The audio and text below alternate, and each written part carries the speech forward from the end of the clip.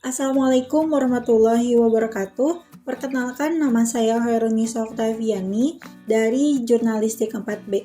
Di sini saya akan merepresentasikan review ketiga jurnal yang menggunakan teori-teori komunikasi.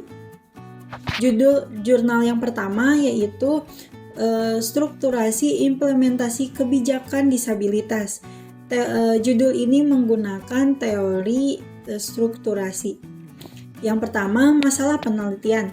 Masalah penelitian ini terpecahkan menjadi beberapa. Yang pertama, pemberdayaan sebagai upaya peningkatan kesejahteraan penyandang disabilitas di Kabupaten Sidoarjo. Teori strukturasi kaitannya dengan implementasi kebijakan pemberdayaan bagi pedagang disabilitas. Yang ketiga yaitu kebijakan pemberdayaan bagi penyandang disabilitas di Kabupaten Sidoarjo. Yang selanjutnya yaitu implementasi kebijakan pemberdayaan penyandang disabilitas di Kabupaten Sidoarjo. Yang selanjutnya yaitu implementasi kebijakan dalam perspektif struktural antonim strukturasi. Yang selanjutnya, implementasi kebijakan dalam perspektif struktural. Yang selanjutnya, kesadaran penyangga disabilitas pasca melaksanakan pelatihan.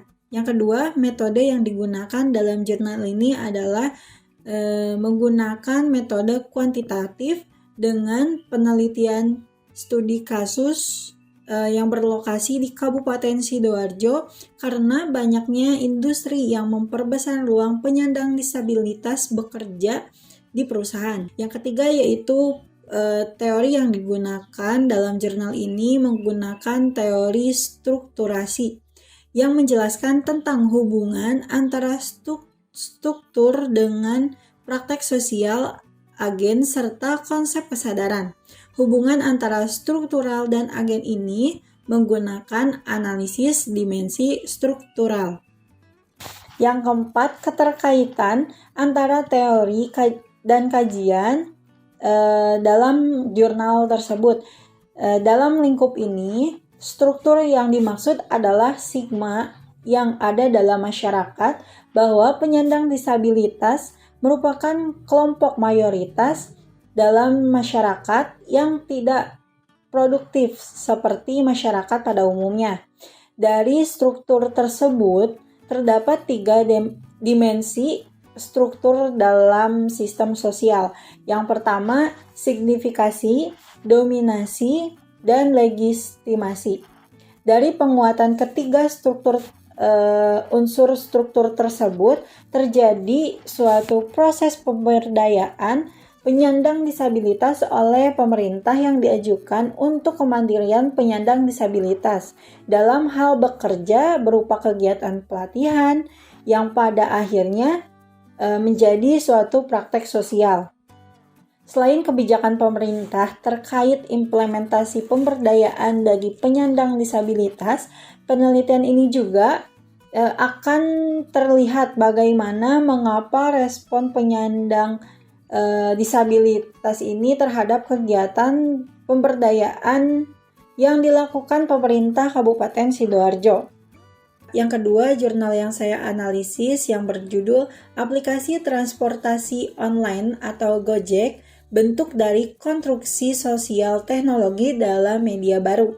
Nah, yang pertama yaitu masalah penelitian dalam jurnal ini adalah yang pertama, apa yang dimaksud dengan teori konstruksi sosial.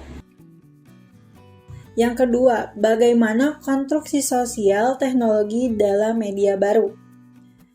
Yang kedua yaitu metode yang digunakan dalam jurnal ini menggunakan metode pustaka atau studi pustaka. Metode penelitian pustaka ini digunakan untuk menyusun konsep mengenai konstruksi sosial dalam teknologi dan media baru, dan untuk mengetahui bagaimana peranan konsep konstruksi sosial dalam teknologi terhadap perkembangan teknologi media baru yang ada di tengah kehidupan masyarakat Indonesia atau melihat implementasi dari teori ini.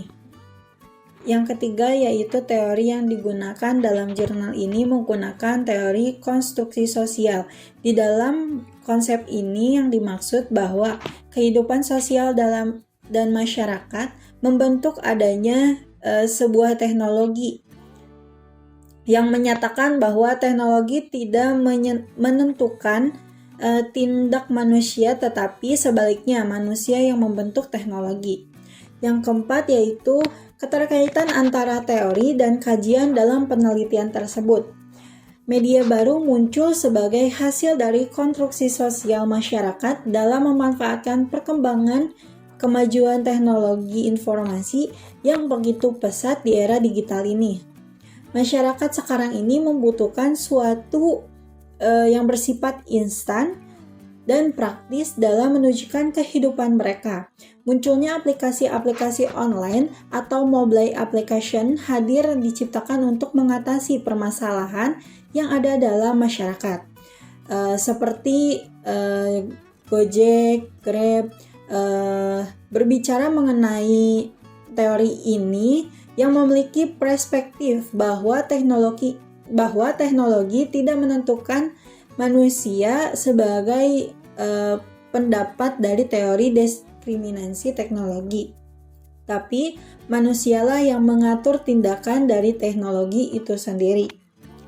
Jurnal yang ketiga yang saya analisis yaitu jurnal ketiga yang berjudul Difusi Inovasi Teknologi Tempat Guna di Kalangan Wanita Pengusaha di Desa Kosongan, Yogyakarta. Masalah penelitian yang pertama, masalah penelitian. Masalah penelitian ini terbagi menjadi 3, yaitu bagaimana dampak dari perubahan tersebut terhadap model komunikasi pembangunan. Yang kedua yaitu bagaimana sebenarnya komunikasi pembangunan di era reformasi ini. Yang ketiga yaitu bagaimana sebuah difusi inovasi terjadi dalam sistem sosial politik dengan berkurangnya peran negara. Yang kedua yaitu metode yang digunakan. Metode yang digunakan analisis ini adalah menggunakan metode kuantitatif dengan mengembangkan ide untuk mencari konsep baru tentang komunikasi pembangunan. Analisis yang digunakan hanya untuk konteks tertentu, bukan bersifat universal. Secara umum, data yang didapatkan diolah dengan metode deskriptif untuk melukiskan secara sistematis fakta atau karakteristik komunikasi pembangunan dengan ditemukannya dari lapangan. Yang ketiga, teori yang digunakan. Teori yang digunakan dalam jurnal ini menggunakan teori difusi inovatif atau difusi inovasi. Teori yang menjelaskan bagaimana sebuah inovasi diadopsi dari waktu ke waktu dengan melihat proses keputusan inovasi yang mempengaruhi adopsi inovasi di antara anggota sistem sosial. Teori difusi inovasi ini berfokus pada pemahaman bagaimana, mengapa, dan pada tingkat apa teknologi inovasi menyebar dalam sistem sosial. Yang keempat yaitu keterkaitan antara teori dan kajian dalam penelitian tersebut. Perubahan konteks politik dan agen promosi dalam difusi inovasi mempengaruhi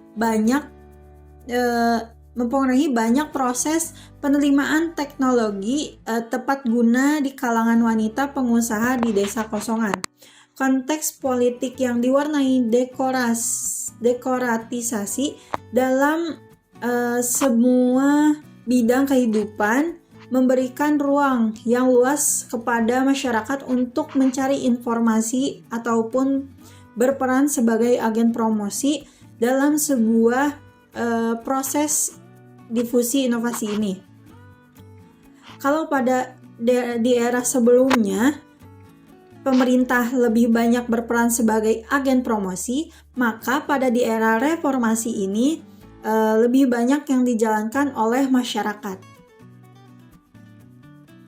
Sekian yang dapat saya sampaikan. Mohon maaf bila banyak kekurangan dari presentasi ini. Wassalamualaikum warahmatullahi wabarakatuh.